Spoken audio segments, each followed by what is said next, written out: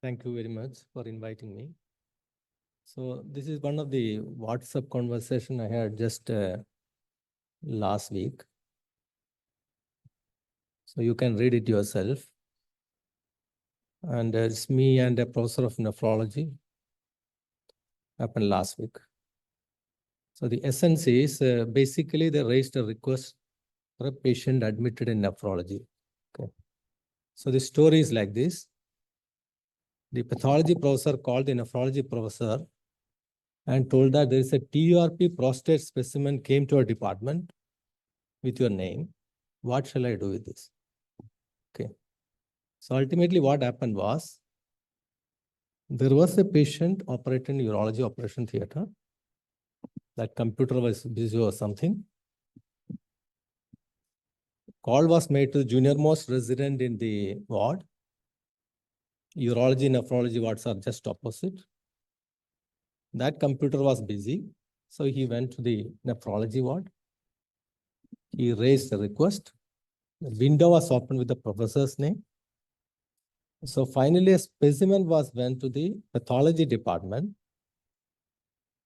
Okay, now the problem is there are so many TURPs done there on that day. So there is an error we know. Whose specimen is what is the biggest, it will escalate a cascade of events. Okay. So this happens in our operation theaters. This happens in my own department. Okay. We had a living donor transplant in last week of July. So this is a difficult case because a lot of collaterals in the abdomen, previous surgery. So I was just wondering why the anesthetist is not allowing us to start. He wanted 20 units of blood. So I myself called the blood bank faculty. And blood bank faculty told me, Biju, stop this surgery. Do not put your knife. Stop. I will call you back in 2 minutes. I called back and told, we do not have blood for the liver transplant recipient. Now you can imagine the situation, donor surgery already incision done. So donor is already operated. There is no going back now. It will end up in medical legal or a lot of issues. So you can read the story, what has happened. What has happened exactly was, a barcode sticker in the liver transplant unit was not working. So sister came out to the surgical gastroenterology ward next and told the resident that please print a barcode sticker for a particular patient. So the liver transplant recipient, there is a patient in the ward who carries the name of the liver transplant recipient. He printed the barcode sticker and handed over to the nurse. The nurse has stuck that barcode printer to a person carrying the same name. So the blood was finally reserved for another patient, 20 units, and no blood was reserved for this patient. Now it took 1.5 hours to arrange 20 units where it was actually necessary. This everybody might have read already. Okay, a patient's liver was removed instead of spleen. Okay, there is a litigation. We don't know the story yet. So what really happens is we all deny that nothing happens, everything is safe. We also had this bad impression that we are doing a safe surgery, everything is safe. So in 2013, one director joined JIPMER. We had a monthly meeting happen. Chief nursing officer was sitting in the stage. He just suddenly asked, how many hospital falls happens? Well, I never heard it. So there was something called Mose fault scale. We introduced it. And the third month, 1 month, we realized that 24 hospital falls happens. So falls means falls from the hospital bed. The patient falls. Okay. So when you talk about patient safety, there are 3 points we have to remember, 3 words: guidelines, checklist, and standard operating procedure. So if you are not following this your institution, what really happens, your institution is considered and classified as an unsafe health environment. That is a summary of that. So if you are there is no standard operating procedure for a patient shifting, and no standard operating procedure for maintaining the hypothermia or hyperthermia in the ward or operation theater, you are operating in an unsafe environment irrespective of your institution of national importance. So why the checklist is required? Because all this information derived from the flight safety norms. We know that why flights carry the utmost safe environment, because these checklists are religiously followed. If checklists are not followed, flights won't take off. That is the matter. Okay. Now, what is the human perception of this checklist is, actually in Los Angeles airport, there was a trial. Everybody was waiting like this to board a flight. Okay. So the people wanted to test a mock test. Okay. There was an announcement came, we are about to board the flight. Okay. Unfortunately, the second person, the co-pilot, is a trainee. That's a qualified pilot. The co-pilot is a trainee. Because of our rostering issues, we don't have a qualified pilot as a co-pilot. So those who are willing to board can board. Those who are not willing, we will reimburse completely. Out of 230 passengers, except one person, everybody canceled. Everybody refused to board except one person. That person came, I am willing to board. Why you are willing to board? The person asked, because I told you, I am myself as a pilot. Okay, so this is the utmost safety in a situation where you actually encounter a situation. So no, this is the actual situation of a patient. You go in front of your operation theater, explain to, you are a surgeon, explain to a patient that, sorry, I have a meeting in the department or director is calling me. My senior most PG student is going to do this surgery.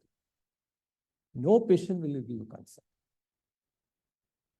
Okay, so this is the story of the checklist. Okay. So I think you might be following the WHO checklist. I put the, what is the exact domains of WHO checklist?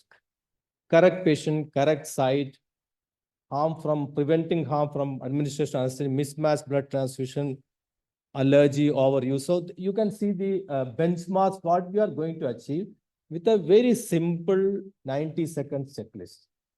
This is scientifically proved by reducing mortality. So what really happens to hospital is, most hospitals do most of the things right most of the time. But without guidelines, checklist, and standard operating procedure, you can't ensure all the right things, in all the patients every time. This is impossible irrespective of your quality, safety, or excellent surgical training. So this checklist, I hope you're using it. So it's a very simple 10-point objective, reduces morbidity, mortality, complications, and it's a safe anesthesia and minimize risk of infection. And also it checks that your team is already ready to tackle everything. So 2 words we have to be really familiar is reportable events and never events. Okay. What are the never events and what are the reportable events? Never events are something like, it should never be, it should not have happened ever. That's what is never event. It's a very, very gross mistake, like mismatched blood. So in the surgery, you can see what are the never events. Wrong side surgery. Okay. Wrong procedure, like removing spleen instead of liver. We have already published report of removing kidney instead of spleen, because both are in the same size, difficult situations. So there are some never events also. So when we introduce the culture of safety in our own institution, this is what we try to do it in operation room. You can't just simply copy the United States model or UK model and try to come out with the standard. It is impossible in the hospital environment. So these are the areas we identified, areas we try to improve. So now I'll go through some of the slides. After improvement, you can also see whether it has happened in your environment or not. Okay. These are the slides actually prepared by our nurses. Okay. So 20 incidents, fire alert is there, wrong entry in the register, lot of issues are there. Okay. Even I myself has faced a near miss of a fire event. You can read it, okay? So the message is, every time when it was actually searched, the incidence was high. So after a 1 year of laborious exercise, we had around 60 departments and divisions in institute. My department came second place of the highest number of, you can say, crimes in the institute. Okay. So this is the problem you encounter. Okay. Now, can we say that we are doing more wrong things now? Because our staff were much more aware than us. So when you have such a list of so almost everything imaginable in the operation theater, you can see it here. Okay. Left out things, Gospel's count is not clear, slipping everything. So what you are going to do with this is the most important critical question. Now you can even see what has happened to the healthcare workers also. Nurse slip, scapula injury, OT assistant slip, lot of things happens. Now all these things, how in a minor level or smaller level, how you can change in your environment is the critical question you have to answer. Okay. So needle prick injuries are enormous. Once we had because of the 62 OTs in our institute, once we had a list of queue of people who are reporting with a needle stick injury. When it started reporting, people coming with 1 year back, I had a needle stick injury, what to do and all that. So such things happens. Now, you can also see that lot of wrong entries are also happens in the registers. So how it is reflected, it has a medico-legal aspect as well. You can see the picture. Okay, this is just outside my own operation theater. That blue carpet you are seeing here. Okay, this has actually ordered by one of our nurses after one of our attendant got slipped. So this is a non-slippery carpet. That is the most critical area of slippage outside the operation theater. So this event reporting has to be easily accessible, blame-free tool, and anybody can report from anywhere. Now, we should not blame anybody. So junior most nurse is reporting that there is a problem happen in the hands of the head of the department. He should not get any blame out of it. That blame-free environment, if you do not create, nobody is going to report anything. Now, what to report? Adverse event, never even near miss events also. So the near miss event, advantage of near miss events is, if you are reporting system on near miss event, you can prevent massive issues like fire incidents in the hospital. It may have started with a small thing, but these massive earthquaking events in the hospital normally start with ignorance of near miss events.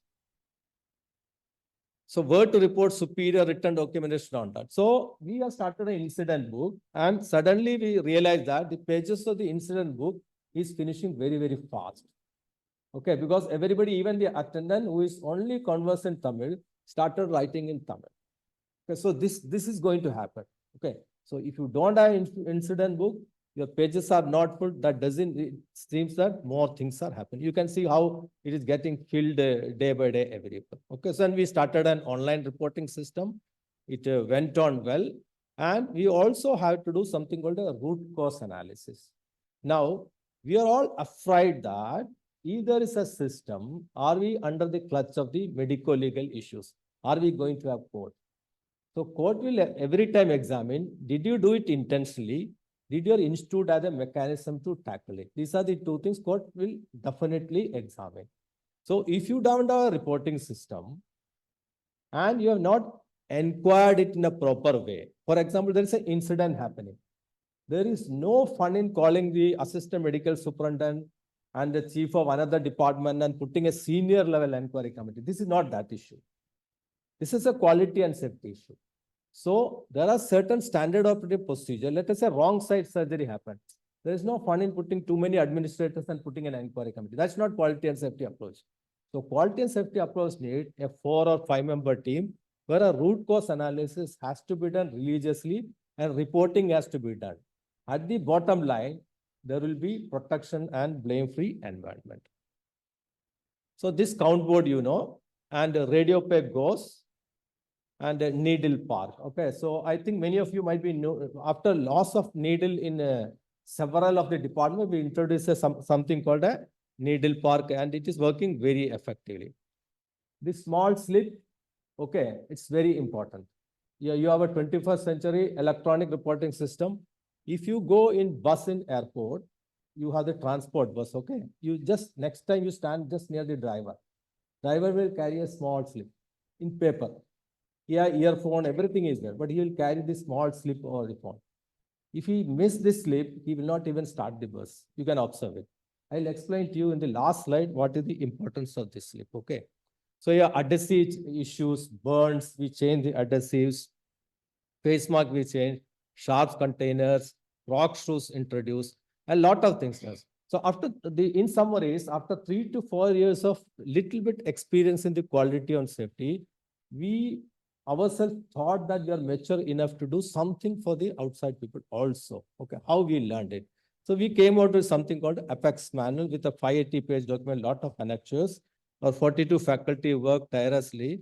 And this document contains, it's a private document, but this contains all the aspects of a hospital and its function, and how quality and safety can be maintained in every aspect, every sphere of the hospital working. So you can see some of them. How to obtain consent for operation, how to do an operation record, what are the components of an operation record, and how to transfer a patient to the recovery area, how to transfer a patient from recovery area to operation theater, and how to manage the patients in the operation theater. For example, patient is lying in the pre-op area. Okay, how he has to be transported, and once he's inside the operation theater, how to manage him. It's not the operation only. Okay. There are a lot of other information about anesthesia, how to handle drugs, and guidelines for surveillance of operation room environment. We do microbiological surveillance, but that is not the guarantee that operation room is a safe environment. It can still be a completely 100% volatile area for fire. It can be electric burns can happen. There'll be a lot of issues. Even the floor tiles can go off. Okay, we had issues where because of the extreme heat, we thought that AC is working, but when suddenly one fine day, operation theater was going on, outside you are seeing a very blast, the veranda tiles has broken. All these things are really serious patient safety issues. Okay, so the essence is please create a blame-free reporting atmosphere, take everybody's into account and move forward. Now, these are my last slide. I'll show you a story of this patient. Please follow it very religiously. You need your primary school logic and exercise to understand what has happened. Is okay. So this is a reportable event happened, including my own department. A patient named M was shifted as the first patient for operation, surgical gastroenterology operation theater, and he reached the preoperative holding area. Hope you understood that point. Okay. And it was found that a patient named S was the first patient for operation. So patient M was shifted, thinking that I'll tell you the story in the further slides, but S was the first patient actually due for operation. So what sister normally do? Sister will send back the wrong patient. So patient M was sent back to the ward, and patient S was shifted to the operation. Operation is complete. Everything is fine. As of now, everything is fine. But what actually happened was, M was again shifted to the, he was again called. Now the patient went back, he was again called to another OT and underwent ERCP and stenting. You got it? This much story, is it clear? Any doubt you ask? The things are going to be very, very complicated from now onward. I'll tell you this story once again. Is it okay? So there are two patients. Wrong patient was shifted for surgery. Sister identified, sent back. Correct patient came, operation done. The patient was sent back, was actually for ERCP and stenting. He was called again and underwent ERCP and stent. Okay. Now, what exactly happened was we started doing a root cause analysis. So M was the patient who was a name alert was given. What does the name alert mean? You have a patient carrying the similar name in the similar facility. So we hang something called a name alert badge. Okay. The name alert badge was not there in the liver transplant patient I told that time. Later, we identified the one patient name alert was there, but the other patient who was in the ward name alert was not there. Okay.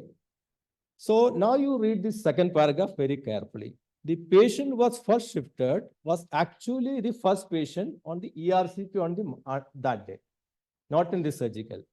So ERCP is done in OT number 6 in medical gastroenterology. Surgical gastroenterology is OT number 10. Okay. So what has happened is this patient number M who was first for ERCP was actually the second patient in surgical gastroenterology OT if ERCP fails. Got it? Is it clear now? So he was actually in the surgical list, but first he has to undergo ERCP. If there is a failure, he is there. That is clear? Now the second story is this patient number M who was supposed to undergo ERCP is actually admitted in surgical gastroenterology ward.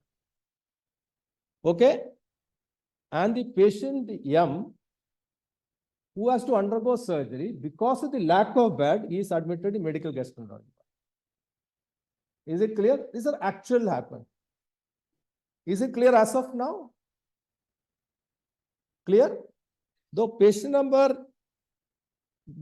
who want to undergo ERCP is admitted in surgical gastroenterology. It's actually a surgical patient, but one has to undergo ERCP under the medical gastro. Actual surgical patient, gastroenterologist who has nothing to do with the medical gastro, because of the lack of bed, admitted in medical gastroenterology ward. Okay? Up to this, it is very clear. Okay. Now you can see what has actually happened in the records. So the patient number M, who is actually in the surgical gastroenterology ward, shown as admitted in ward 46. Now I'll rewind who is actually M. Is it clear? You remember who is M? So now what happened? When he was in ward 46, he was shown as what? In ward 4, he was in ward 47, but he was shown as admitted in ward 46, which is error 1. So we have only identified error 1. If your brains are fuming, just stop following. Okay. Now I'll tell you what is the chain of events. This is the advantage of root cause analysis. Nurse in charge of surgical gastroenterology OR asks the nurse 1 in surgical gastroenterology OT. The in charge asking the staff nurse, shift the first patient. Okay? And she told the name is S. Okay? So nurse 1 didn't do it immediately. She went into something else. And what happened? Patient is not coming. So nurse to call the surgical gastroenterology ward and ask the nurse in the name of who is the first patient. And ward nurse told it is M. So she shifted that patient. Okay?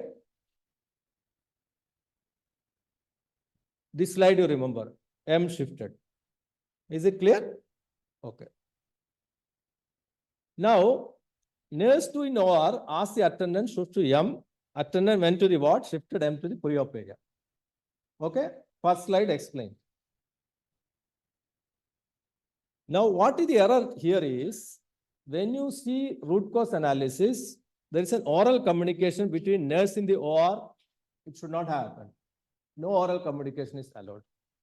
Nurse in OR2 didn't check the OT list. Instead, called the ward. What the OT nurse was supposed to do, she has to go and check the OT list there. Instead of asking the ward nurse. So there's an error 3. Nurse in the ward didn't check from which OT she was calling. Because she expected that she should know that a call can come for ERCP as well as surgery. So she didn't check. ERCP calls come very rarely. So what really happens? She thought that it is from surgical gastro OT, shifted the patient for ERCP. Okay, so error 4. So what happened? Transfer slip was not used. So what really happened inside the OTs, nurse in charge in the SGOR and resident doctor anesthesiology found that M is not the person posted. So anesthesia resident came outside and found out that M is not the patient posted as first patient. So nurse in charge asked the attendant shift to M, the old first slide story. And what happened, the morning rounds, this meanwhile, the faculty in the morning round, it's me, that S is still in the ward and not shifted to OR. I was shocked that it is a 9 o'clock, this fellow is still in the ward. Then I also realized that it cannot happen because operation theatre, whatever happens, patient will be shifted at 8 o'clock. When we start the rounds, told sister, which patient you are shifted? They told first patient, sir. By that time, we got a call in the medical gastroenterology ward, anesthesia calling, all this masala was happening. Okay, then we stopped, we told that everything you please stop. No operation, no patient, nothing. Just stop everything. We informed the ERCP room also, stop everything. So it's a standstill for 30 minutes. Let us sort it out. Then you do all these things. Okay. So M was sent to ward, S was shifted. All this story I explained. Okay. So now what happened really is, so you can see the error 5, nurse in OR 10, surgical gastroenterology OT didn't call the ward and check why M is shifted. Nurse in ORC didn't recognize the wrong ward number. The ERCP person didn't recognize that there is a wrong ward number. You should not allow that also. So transfer slip was not used. Specific alert should have been given in OT 10 and OR 6. Both OTs that, see, you have this common patient, please be careful. Okay. So wrong patient shifted, mental agony to MO shifting back and re-shifting. Now the problem is, this was a difficult ERCP. Okay. This patient was actually a firm God believer. Lot of rituals are done before that for a successful ERCP. It failed. The ERCP failed. So she ultimately asked when the morning rounds, Dr. Saab, I have seen a lot of issues happening and that day, because of the reason my ERCP failed. So this is the most embarrassing question you ever face as a doctor. Okay. And lot of unpleasant communication, waste of time between. By that time, we had a lot of shouting happened between the attender, not the shifting attender, nurse, in between nurse, in between department. It's a lot of unpleasant word exchanges has happened. So all this we realized when our endocrinology professor, who is an expert in the root cause analysis, given a 5-page report of timelines of what has exactly happened. We also realized that so many complicated things happen behind all these things. So what I'm trying to tell